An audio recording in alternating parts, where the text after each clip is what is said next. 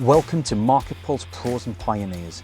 Each week, I talk with industry leaders on both marketing and entrepreneurship and business to find out all about their wins and failures in marketing right now. We'll hear all about successes and wins and what's fallen flat so that you can take that knowledge and implement it. Learn from the best, from the folks who've been there and done it all, as well as people just like you. Thanks for joining us. This is MarketPulse Pros and Pioneers. Hello and welcome to this week's MarkerPulse Pros and Pioneers, where we bring you experts from the industry to share their knowledge and experience, as well as entrepreneurs who are finding the same challenges and battles that you are with marketing without being a marketing expert. Today's episode is no different from usual. We have the fantastic Sam and Kat with me from What's Next Consulting. Thank you very much for joining me, both of you. Yeah, thank you for inviting us on. Awesome. I like today's episode because it's the first time I've had people with a local accent on to me. So I'm like, I do this weird, really posh video accent, which I don't know where it comes from. It just helps with the transcription. I think I've done it for that reason. It's not intentional, but I am a Mackem. If anybody hears me get angry, you'll know that I'm a Mackem. And Sam and Kat both operate out of Northumberland area, right? Sam, we haven't met before this, but you sound like you've got a Northumberland accent. Yes, so I am just about half a mile over the border into Northumberland, so I can claim that for sure. Just to say, Sam has 14 years experience in crafting effective market strategies for everything from global brands down to small enterprises. And Kat is the digital lead who excels in integrating digital tools and strategies to maximize their clients' investments. So kind of make a bit of a power team between the two of them. And together they help businesses achieve their marketing goals with a blend of kind of strategic insight and practical implementation.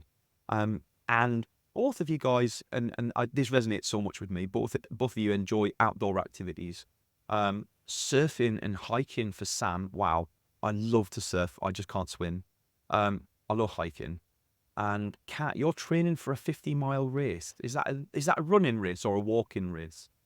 Well, ostensibly it's a running race. I will run some of it, but there's no way I'll be running every one of the fast walk of the 50 miles. It's more really a fast walk, that relentless forward motion thing. That's in the sort of ultra distances. That's all you can do. Marathon, yeah. You know, if you crawl over the finish line, you've still done it. Yeah.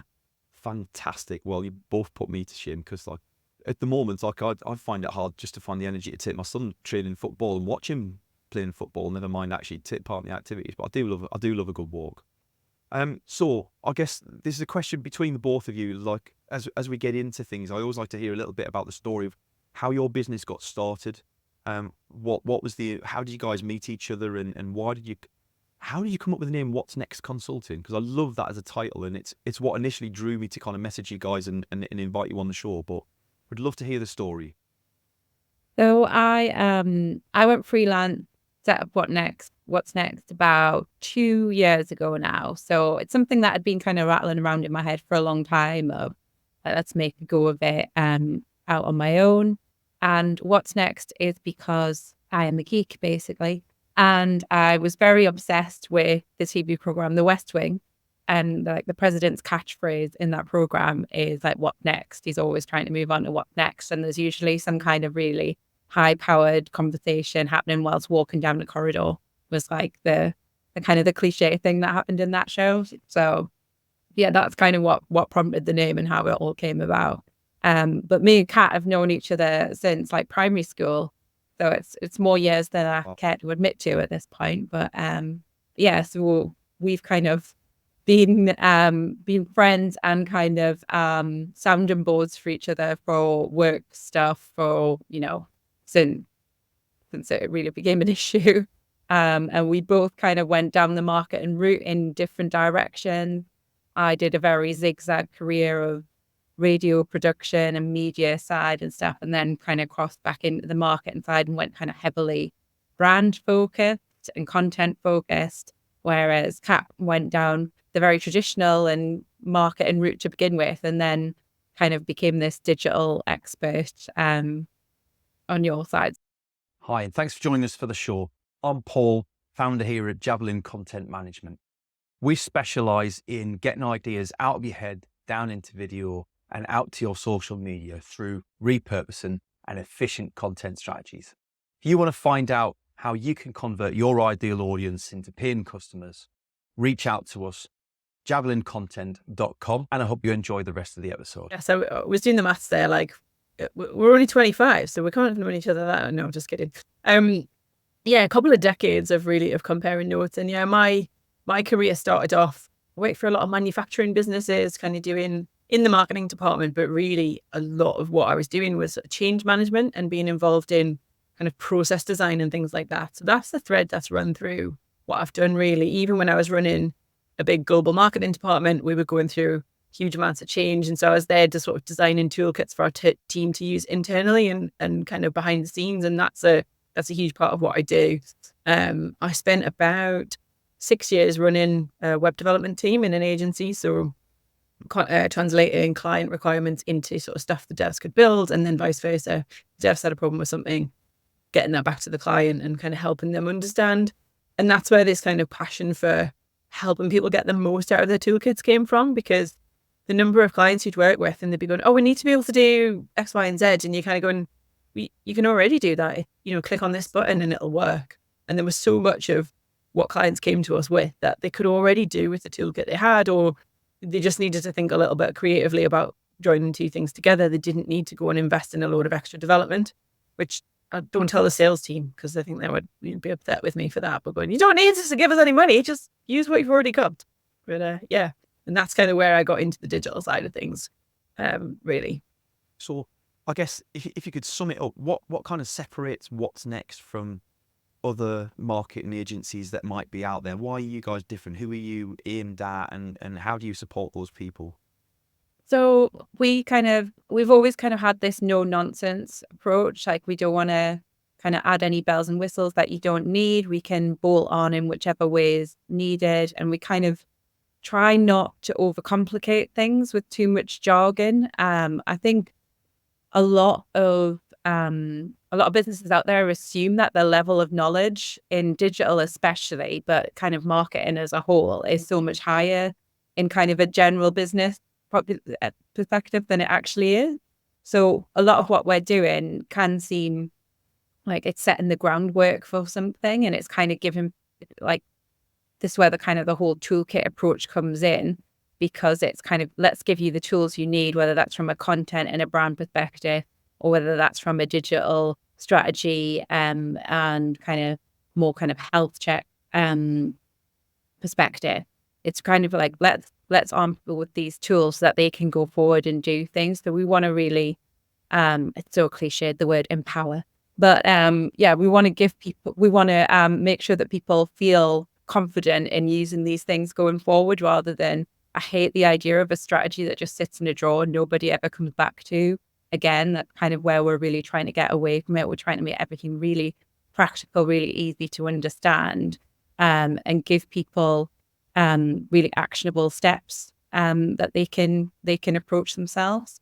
And I think, like, we really meet people where they are. And I think to kind of, we've both been in businesses where thousands of pounds have been spent on, tens of thousands of pounds spent on pieces of consultancy work that end up just being too big a jump in one go. It's like this kind of, it becomes overwhelming for the team, and everyone's kind of going, well, that's great, but we've got a day job to do, and we've got a product launch coming up, and we've got this, that, and the other. We can't stop and redo that. And so we're much more focused on, most of the clients we work with are kind of either sort of business owners themselves, or kind of small marketing teams where everyone's really a generalist.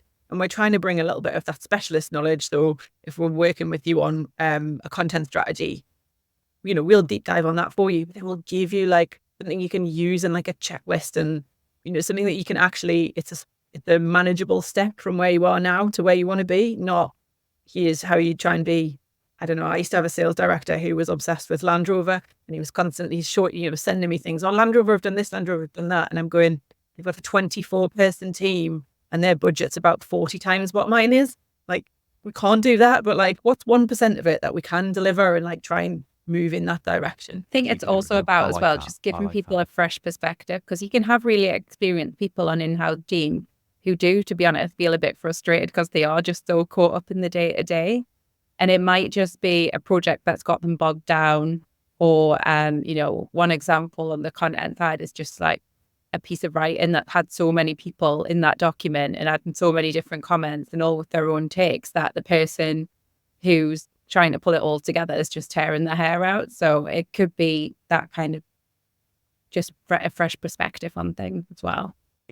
It's funny because like marketing's one of those few verticals that everybody seems to think that they can be a marketing expert, and they don't even do it intentionally. You know, I'll go into, I've talked to lots of teams, same as you guys do, and the CEO's got one view of things, then you've got the sales team have another view on things, and everybody's so busy trying to tell the marketing team what to do. Sometimes it just takes, I think it's quite useful to have that marketing function outsourced, because then you're not beholden to the rest of the team and you can just deliver on what you're paid for. But even that can cause sort of conflict within the business in terms of, oh, well, I know we brought you in to do this, but we've asked you to achieve that and you haven't done it. Well, yeah, because the brief was this over here, and you've tried to metamorphose this into an actual beast, and that's not what we agreed to. So it's I don't see that happening with many other verticals other than maybe the development team. You know, if I work with product teams and dev teams, certainly gets labelled with that same problem, is like everybody's got an opinion on the product. Why haven't you delivered what everybody wanted? This isn't, you know, development by consensus. It is what's right for the customer. Yeah, a really interesting role that we kind of get pulled into sometimes. I've kind of labelled it business therapy, and of like just sitting down with people and letting them kind of, you know, unload all of this stuff of like, maybe it is they're trying to think of like 3 different directions to go in, or they've tried to kind of skip to the end of a project and haven't quite nailed down that, like, what the brand is at the start of it or what the objective of a digital project is. You know, it's kind of this classic entrepreneurial, I want to do the next thing, but we kind of acted that, like, let the groundwork in first. And like I say, sometimes it is more like a business therapy session of like, let you vent, let you tell us all the problems in your business, and we might not be able to solve them all, but we can get you kind of on the right direction there. See, there's a little bit of a human trait where it's really hard to prioritize your own list, I think, sometimes. And you sometimes, like, working with an external person just really helps you sort through what's next. There you go. It's my first using the what's next cliche. Helping you sort through what's next and like where to start, how to take a manageable step. And like, you know, you might have a 5-year plan and be totally overwhelmed by that plan, but actually it's totally achievable if you break it down. That's always really hard to do with your own projects, I think. Yeah. So do you guys think that your personal exercise and things that you guys do outside of the business, do you think that reflects on your role within the business a little bit as well? Because I've got my suspicions. Like, I've known a couple of ultra marathon runners, and I know what sort of personality they are, because it does take a very specific sort of person to be able to do that. And then, you know, likewise, Sam, you know, surfing, doing yoga, like those reflect a very different kind of skill set. So I can kind of see why you guys come together. But how does that play out in business terms for you? Big advocate of surfing teaches you like 1,000,001 life lessons. There's like so much frustration about it. There's so much practice in different conditions every day, and it kind of so much to learn all the time. I think I definitely take a lot of that forward in kind of the beginner's mindset, and kind of, you know, not being afraid to try new things and all of those sorts of cliches as well to drop in.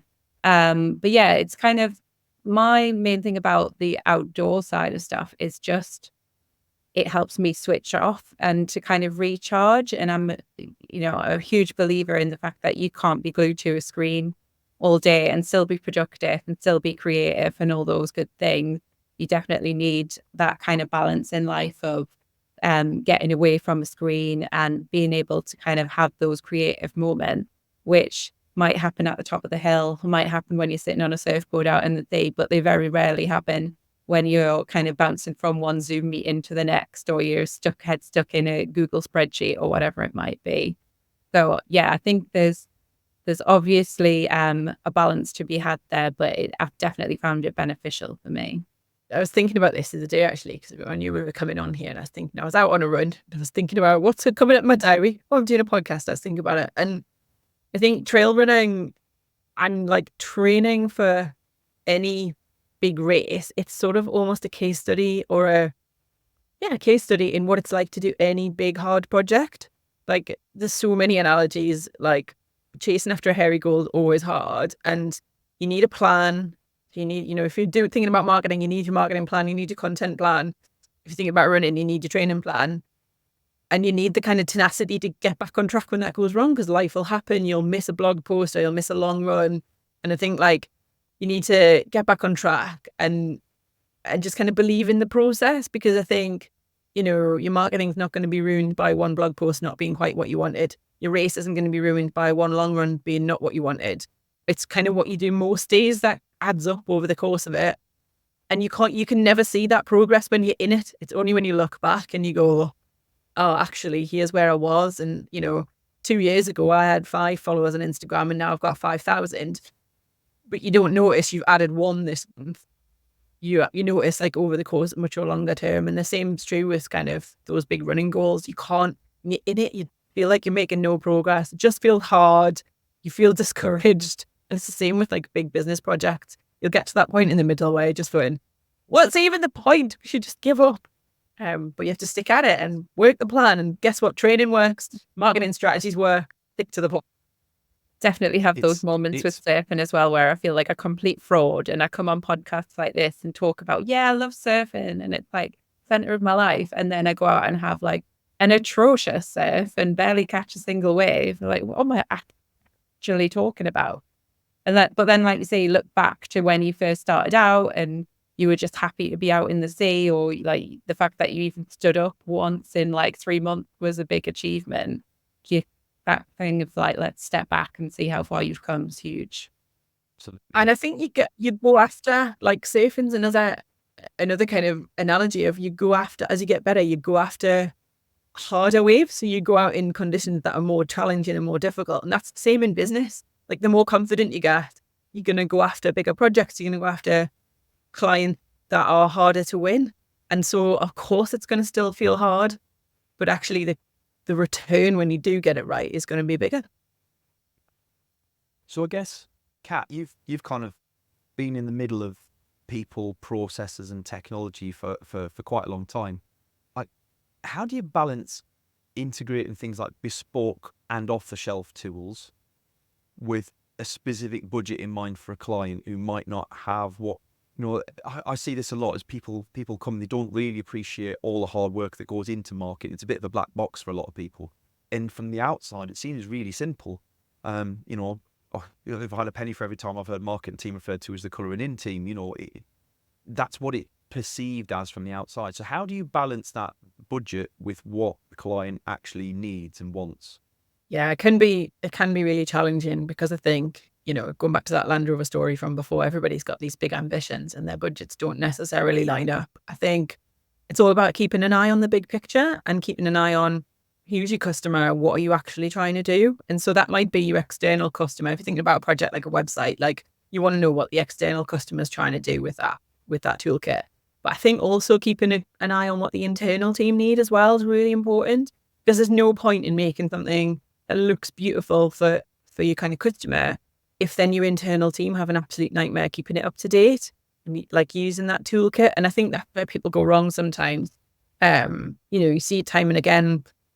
They've kind of just started kind of going through a process and going, oh, we need a new website, but haven't thought about, well, what's the business goal that you're trying to do there, and what are all the different ways of achieving that goal. Like when I was in the development world, to get really frustrated with clients who came to us having solutionized their problem, and they would kind of come to us and say, we need a X, Y, and Z.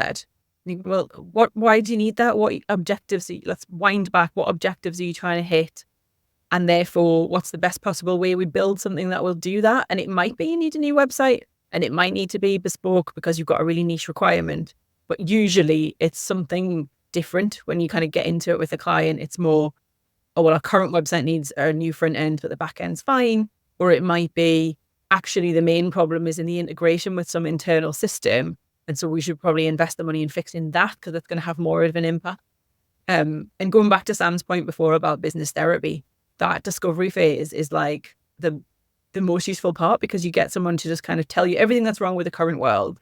But then I think one of the most powerful questions is, tell me what's going right in the current world, because then you'll uncover a load of stuff that their existing platform already does really well.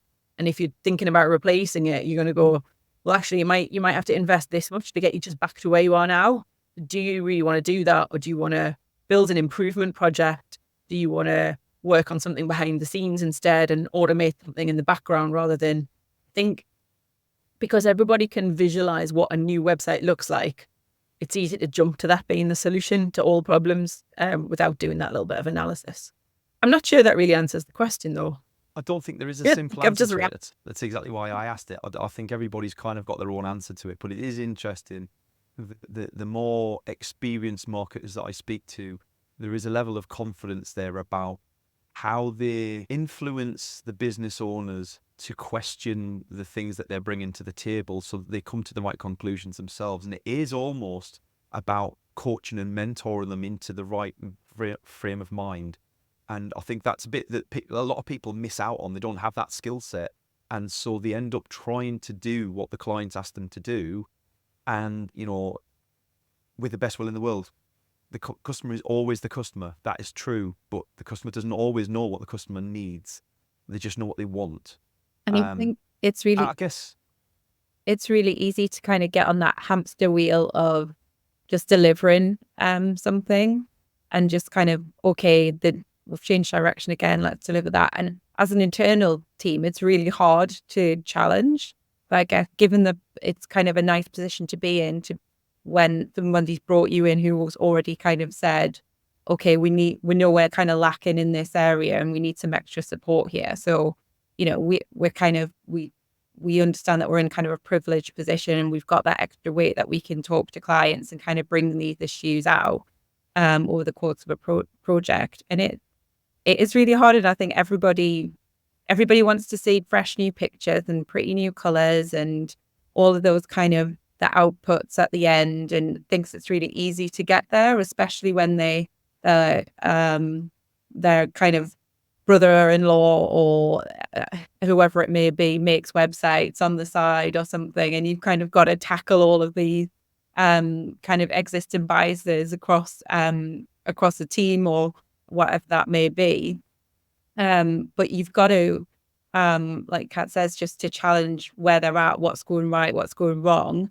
And that can be from a really low level of actually producing content hard in itself, never mind the technical platforms that underpin all this stuff as well. So what do you actually want to achieve from doing a weekly blog post, and what are your expectations from how long that's going to come to fruition? Because if you think you're going to double your website traffic in 2 months, then you're probably not going to get what you want out of it. Like, are you investing budget behind that? What's the support there? But if you're thinking over a year or 18 months, then that's going to help you get in that position. Then absolutely, let's talk about that. But yeah, a lot of it is just kind of setting those expectations, challenging existing assumptions, and kind of trying to bring the cost side into focus. And it may be that there are really efficient ways to do it, but there may be that, look, you want to do this right, you're going to have to invest more money up front to get there in the long run. I think that point about content productions are a really important one, because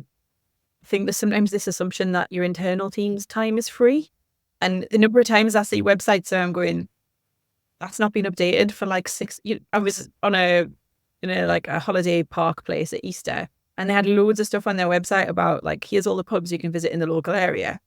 But all of the content said like, this one is closed for COVID. And I'm going, probably not closed for COVID anymore. It's 2024. But no one's ever gone back and updated that information. I think there's like, everybody's back to it'll doing be their because actual the person jobs whose now. job that is already had a full-time job. Yeah. So yeah, I think like it's always, you've just got to be so careful in like, what's the actual objective? And when you're being efficient with your budget, don't forget that if you're saying the internal team will do it, that doesn't mean it's free. It might look free in your cash flow, but it's not. Like, what's the value of your team's time, and is it better to pay somebody externally? Content population on a new website is a classic one. It always takes clients a really long time, and because they're doing their day jobs, they're like, give us a little bit of day rate money and we'll do it for you.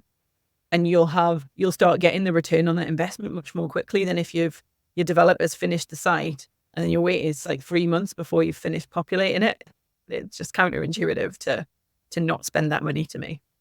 Okay then. Do you know what? Like, I think we could probably rattle on for like 2 or 3 hours together, because like there's so many moments that you've said something and I'm like, oh, I could go off on a tangent about that, and then we bring back and we're like, I've got the 30-minute limit on the show that I'm trying to hit. So like I'll probably invite you guys back on again at some point. But before we draw to a close, I ask every guest the same 2 questions. There's 2 of you, so feel free to kind of jump in and answer between both of you. What's one thing that really annoys you both from a marketing perspective that companies are always trying to do that just doesn't work? Could be a tool, could be a framework, a strategy, the way they do things, I don't know, but something that they all do that you just wish they'd stop doing. Mine would be jumping onto every single social media platform under the sun. There's very rarely a company out there who actually needs to be on them all. And I think it's a better use of everyone's time to focus your effort. And we're all just easily distracted by the new shiny thing and think that we need to go in, we're bored at Instagram now, but we could do TikTok this week, and then maybe we can do, I don't know what else would be next week now, but there's like loads of them popping up every day that have got slightly different features there. And the resource just to maintain those accounts, you just see like the internet being littered with outdated brand accounts. And yeah, I just really wish that people would focus their efforts on just one or just a couple. I think the thing, when I've worked internally or with internal marketing teams, the thing I see time and again that really frustrates me is being distracted from your kind of North Star and what you're trying to do by what the competition's doing or what your CEO's favorite brand out there in the world is doing. Like, you can't, to go back to the analogy with running, like if I start getting distracted from my training plan by what the world champion ultra distance runner is doing, that's not going to help me, because that's just never achievable, not in my world. And, likewise, if I'm too busy looking around at what my peers are doing and getting upset because somebody's got more miles in this week than me, it's a total distraction. You need to take a bit of inspiration from the competition by all means, and I always encourage clients to have like a couple of definitions of their competition. One is who you're genuinely going after the same customers as, and then one is like the aspirational brand that you wish you could be if money was no object. Have that in the back of your mind and use it for inspiration for the plan, but then don't get distracted from actually executing on the plan that you put together just because somebody's done something. You don't need to react to every other thing in your market. And I think clients often think that their customers are paying more attention than they are to what they're doing. They're not. Like, just stick to your plan, deliver it. It will work. Don't get distracted. Keep it faith. I like it. And then to kind of flip that question on its head, then what's one thing that you wish businesses would start doing? Now it becomes obvious why I said they can't be opposite, because it's kind of cheating. We're trying to give a bit more value for people. So what's one thing that you wish they would do? I wish that businesses would make the most of what they already have. We've touched on this before, but if you've got a website, like, do an audit every now and again and work out, is your content still working? Have you fallen into any bad habits in terms of like the technical SEO good practice? Everyone, when they get a new site, is really, really good at it's up to date. It's all, they've ticked all the best practice boxes, but they never go back and kind of make sure that's happening. The example of the site which had loads of COVID information on it, like, go update that, put that in your diary and keep that up to date. The same thing with your sort of internal toolkit. If you're using HubSpot or Salesforce or a social media scheduling tool, do a bit of a platform audit from time to time. Like, get the team together, work out what are all the things that you need to get done with this toolkit. Can it still do what you need? Is there something better out there? Not that you should be jumping from platform to platform all the time, but the likes of kind of, all these software as a service businesses tweak that offer all the time. You might find that actually you've got 2 things and now they both do both. So you could get rid of one and you can save yourself some money in your subscription and be a load of time and hopping between 2 platforms. I think, don't treat the internal team's time as free. Try and free them up to do something more valuable than copying and pasting things from one platform to another. I think mine would be more to focus on the customer. And by that, I mean kind of really deep dive into it. Don't just assume you know who the customer is, and look at all the different, without even paying for someone to come and do a piece of customer research. You've got so much data at your fingertips now in terms of analytics, comments on social. There's just so many places that you can pull from to find out what your customers are thinking, what they're looking for. You can use things like heat maps on your site to find out where they're actually stopping, looking for information, where they're getting fed up, what they're getting frustrated by. I think there's so many assumptions that businesses carry with them about who their customers are without really digging into it. And once you really do, you've got a gold mine of insight for, your platform and how you shape your offer and all those kinds of things, but also for content. Your customers are crying out for content and you're just not listening to them half the time. And some of that is a blocker to why they're not buying from you. So they're looking for information, looking for that additional reassurance. And if they're not getting it, it's probably why they're leaving and going to one of your competitors instead.